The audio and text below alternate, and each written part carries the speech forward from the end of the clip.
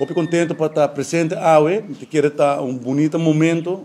caminho com o setor privado e setor público também junto, com meta para estimular a agricultura na Aruba, para diferentes motivos. Eu quero que a agricultura está parte de nossa cultura, é parte da estrutura do nosso país, mas é um modelo econômico também. E da pandemia, o resultado está que nós estamos demasiado dependentes de desenvolvimento internacional e nós estamos muito mais independentes. E o motivo é a colaboração aqui entre o setor privado e o setor público, da início para desenvolver uma plataforma caminho que tem cooperação e se tem coisa que nós fazemos de pandemia está com cooperação está fazendo nos roupa mais forte e me quero que é necessário para de caso aqui o governo manda sinal para o que está o setor primário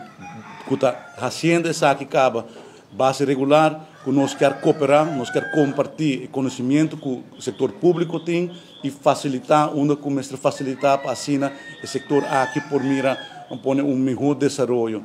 Para nós, é parte de um modelo econômico, nós queremos invertir no setor primário, ajuda-nos, isso nos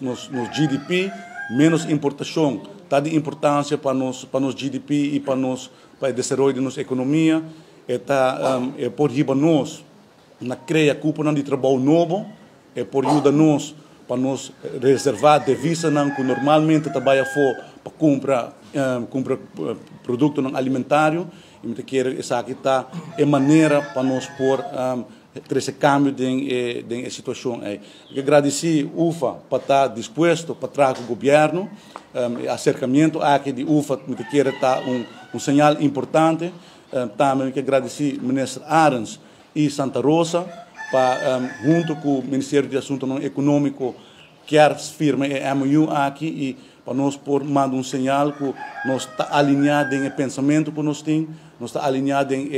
objetivo que nós quer realizar, que está estimular mais a agricultura na Aruba e percorrer que nós está menos dependente de fator externo. Pois, mais danke pela atenção. Hope para bem acaba e estou looking forward, maneira ministra Arens a mencionar, para nós começar a executar o Memorandum of Understanding aqui. Isso aqui é o início, trabalho grande, temos dilante, pero vamos começar caminho e me quero saber uma tremenda maneira para começar com isso.